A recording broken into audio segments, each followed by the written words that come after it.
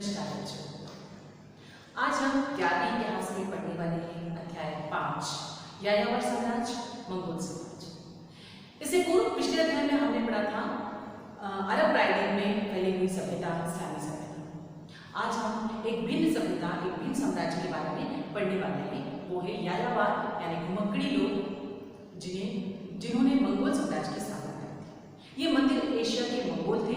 Mongol जो थे वो यायावरी साम्राज्य से संबंधित थे और मध्य एशिया के स्टेपी क्षेत्र में जो है वहाँ के निवासी थे, जिन्होंने चंगेज खान में 13वीं शताब्दी में एक बहुत ही विस्तृत मंगोल साम्राज्य की स्थापना की। अब इनके बारे में जानकारी कैसे प्राप्त की, इसके स्रोत क्या है, तो चलिए जान लेते हैं हम मंगोलों के इतिहास की जानकारी के स्रोत कि किसके माध्यम से हमने जाना मंगोल साम्राज्य।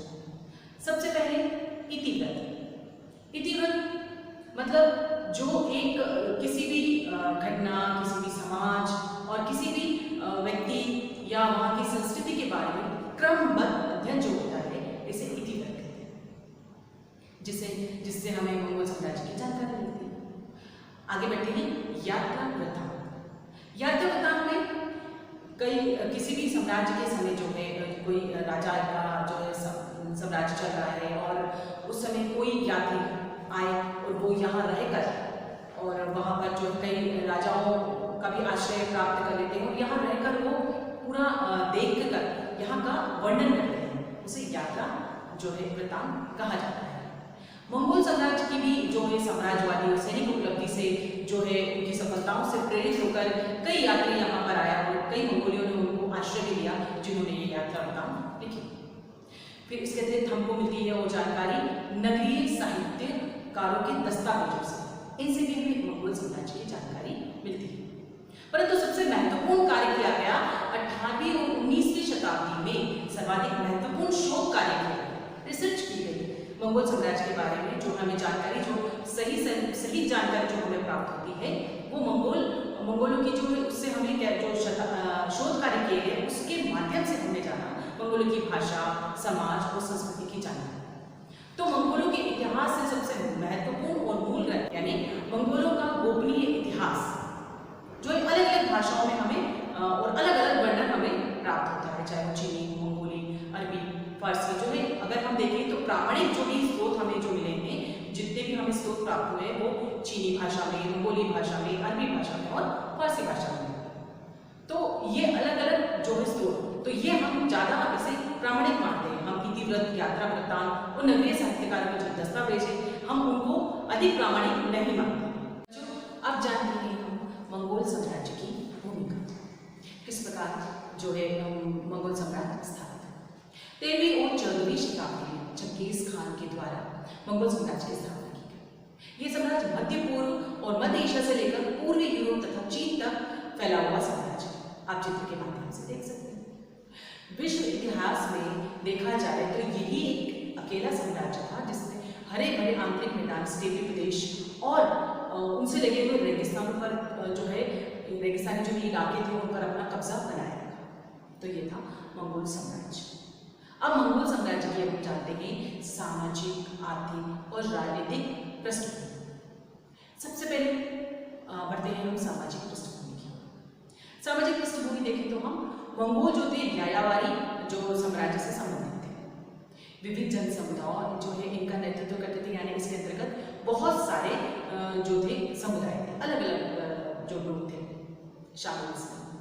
कुछ जो थे वो पूर्व में तातार, खितान और मंचू, तो पश्चिम में देखें तो तुर्की कबीले जो थे इनके जो भाग थे। और जो मंगोल कुछ थे वो पशुपालक और जो शिकारी संग्राहक जिन्हें कहते हैं हम, और ये जो पशुपालन में जो करते थे घोड़े, भेड़, बकरी और ऊँटों का पशुपालन करते थे। और जो ये थे यायावरीकरण जो थे मध्य एशिया हरे भरे मैदानों में जो थे मंगोलिया पूरा विस्तृत रूप से फैला हुआ था। अगर हम क्षेत्र देखें तो वहाँ पर फैला हुआ था। वर्तमान में जो है मंगोलिया राज्य जो है वो जो पूर्व में जो पहले समय हम देखें मंगोल साम्राज्य था, वो वर्तमान में जो है मंगोलिया साम्राज्य है, राज्य है। और प्राकृतिक दृष्टि से अत्यंत ही सुंदर और रमणीय जो क्षेत्र था, बहुत ही सुंदर दिखाई देता था। अब जानते हैं राजनीतिक पृष्ठभूमि। राजनीतिक पृष्ठभूमि यानी देखें तो राजनीतिक क्षेत्र में किस तरह से ये जुड़े, संघ बना और किस प्रकार से उन्होंने शासन किया। तो आर्थिक संसाधनों के अभाव में आर्थिक संसाधन कम थे, तो उसके अभाव में समाज में पितृ पक्षीय जो वंश थे वो विभक्त हो गया उसमें। फिर अच्छी आर्थिक स्थिति वाला जो परिवार थे वो बड़े परिवार हुआ करते थे और अधिक संख्या में उनके पास में पशु होते थे। अब अधिक संख्या में पशु होते थे तो पशुचारक जो भूमि है वो भी उनके पास में अधिक होती थी। समाज में उनका स्थान जो है वो बढ़ने लगा, लोग उनके अनुयायी ज्यादा हो गए। फिर चारागाह, फिर क्या हुआ कि जो मंगोली जो थे, जो यायावरी थे, इन्होंने चारागाह और खाद्य सामग्री की खोज में ये इधर उधर से भटकने लगे। अब भटकने लगे तो प्राकृतिक आपदाओं से बचने के लिए और अपने क्षेत्र की जो कमियों के लिए वो क्या करने लगे, लूटपाट करने लगे और अपने पशुधन को बढ़ाने लगे। तो प्राकृतिक आपदाओं और इन स्थितियों से बचने के लिए और सुरक्षा, अपनी सुरक्षा की दृष्टि से, यानी इनके ऊपर भी आक्रमण होते थे और ये भी दूसरे में लूटपाट करते थे। तो इन स्थितियों से बचने के लिए इन्होंने कुलीन परिवारों से मिलाकर एक परिसंघ का निर्माण किया। कालांतर में यही परिसंघ जो था मंगोल साम्राज्य का जो है राजनीतिक आधारभूत ढांचा बना, यानी धीरे धीरे जो कुलीन वर्ग से जुड़ गए तो ये एक ढांचा बन गया और यही ढांचा जो है आगे चलकर मंगोल साम्राज्य में परिवर्तित हुआ और कुशलतापूर्वक इन्होंने शासन किया। तो ये थी इनकी राजनीतिक पृष्ठभूमि। अब हम बढ़ते हैं आगे आर्थिक पृष्ठभूमि की। स्टेपिक, जैसे मैंने पूर्व में बताया कि स्टेपिक क्षेत्र में जो है संसाधनों की कमी थी, तो जो इनके पास जो कमियां थी वो क्या करते थे, पड़ोसी चीन, जो पड़ोसी चीन था उससे वो अपने जो क्षेत्र की जो चीजें थी, जैसे कि जो पशु जो वो पालते थे, घोड़े वगैरह जो थे, और फर जो होता निकलता था पेड़ का, और ये सारी चीजें बदले में उनसे क्या लेते थे, चीन से कृषि उत्पाद लेते थे और लोहे के उपकरण आदि को लेते थे कृषि कार्य करने। और मतलब ये तो कहो कि हम व्यापार की निर्भरता जो थी इनकी किस पर बढ़ गई, चीन से बढ़ गई। अब उनके बीच में जो व्यापार बढ़ा तो संघर्ष भी बढ़े, संघर्ष बढ़े तो चीन अपना दबदबा बनाने के लिए इन पर कई बार आक्रमण किया। अब परिस्थिति के हिसाब से जो मंगोल थे इन्होंने भी उस पर आक्रमण करना शुरू कर दिया चीन, और धीरे धीरे इनकी शक्ति जो हो बढ़ने लगी।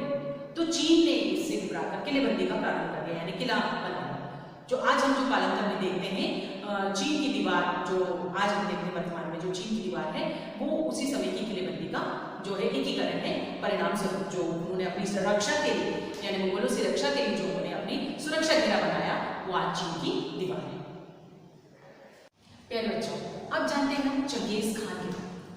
चंगेज खान का नाम आते ही दिमाग में एक ऐसी छवि बन जाती है, बर्बर, क्रूर और निर्दयी शासक, जिसने अपने जीवन में कोई भी युद्ध नहीं हारा। धरती के लगभग 22% भाग को जीत लिया। 1206 से लेकर 1227 ईस्वी तक उसने कई युद्ध लड़े, अपने साम्राज्य को फैलाया और कोई युद्ध उसने नहीं हारा। हिंदुस्तान में देखें तो हिंदुस्तान में बाबर से लेकर बहादुर शाह जफर तक इसके वंशज माने जाते हैं। आप जानते हैं इसका प्रारंभिक जीवन। चंगेज खान का प्रारंभिक जीवन में देखें तो उसका नाम जो था तैमूजिन था, यानी शुरुआत में इसका नाम था तैमूजिन। इनका जन्म हुआ था 1162 ईस्वी में मंगोलिया के उत्तरी भाग में ओनम नदी के पास। पिता का नाम येसुजेई था, जो कियात कबीले के मुखिया थे, और इनकी जो मृत्यु हुई थी एक षड्यंत्र के तहत तातार कबीले वालों ने इनकी मृत्यु, मतलब उनकी हत्या कर दी थी। अल्पायु में ही चंगेज खान को कई विषम परिस्थितियों का सामना करना पड़ा। अपनी माता औरनी के और अपने भाइयों का लालन पोषण में उसने कई कठिन परिस्थितियों का सामना किया, कई विषम परिस्थितियों का सामना किया, लेकिन अपनी अत्यंत सूझबूझ और बुद्धि से का प्रयोग करते हुए उसने कई लोगों से मित्रता की, और बोगुरचू जो नामक जो उनके प्रथम मित्र बने वो बड़े विश्वसनीय रहे जीवन पर्यंत उनके साथ में। उनके सगा भाई जो था वो भी उनका विश्वसनीय था, लेकिन आगे चलकर इसने भी क्या कर दिया था, विद्रोह कर दिया। फिर जो है उनको उसको भी हराने के लिए, यानी उसने जो है इनका विरोध करना शुरू कर दिया। तो फिर उसको हराने के लिए जो चंगेज खान थे उन्होंने अपने पिता के भाई जो थे ओंग खान, उनकी मदद से, उनकी सहायता से उसने उसको हराया। साथ ही साथ उसने जो है अब यहाँ पर उनका जो बढ़ गया था, आत्मविश्वास बढ़ गया था, तो अपने आत्मविश्वास को बरकरार रखते हुए उन्होंने अपने पिता के भी हत्यारे जो थे तातार कबीले के लोग थे, उनसे भी उन्होंने उनको हराकर, उनसे उनको परास्त करके अपने पिता की मृत्यु का भी उन्होंने बदला ले लिया और एक शक्तिशाली जो है साम्राज्य स्थापित किया। 1206 ईस्वी में मंगोल सरदारों की परिषद थी कुरिलताई, उन्होंने तैमूजिन का जो नाम था जो चंगेज खान नाम कर दिया, यानी उनको एक उपाधि प्राप्त दे दी, प्रदान कर दी। चंगेज खान का मानना था कि उसे ईश्वर ने पृथ्वी पर लोगों पर शासन करने के लिए भेजा और उसी के तहत उसने मंगोल शासन को बरकरार रखा, साम्राज्य को बढ़ाया और जीवन पर्यंत जो था उसने अपना आधिपत्य रखा और कई युद्ध लड़े और कोई भी युद्ध उसने नहीं हारा। अगर हम साम्राज्य के क्षेत्र में देखें तो चीन, तुरान, अफगानिस्तान, पूर्वी ईरान, स्टीपी प्रदेशों के क्षेत्र जो है उसमें उनके विरुद्ध कई युद्ध अभियान में वो संलग्न रहा और जो है नेतृत्व किया और साहस से उसने साहस का परिचय देते हुए युद्ध किया। अगर हम देखें तो इस महान शासक चंगेज खान की मृत्यु देखें तो मृत्यु 1227 ईस्वी में उनकी मृत्यु हो गई।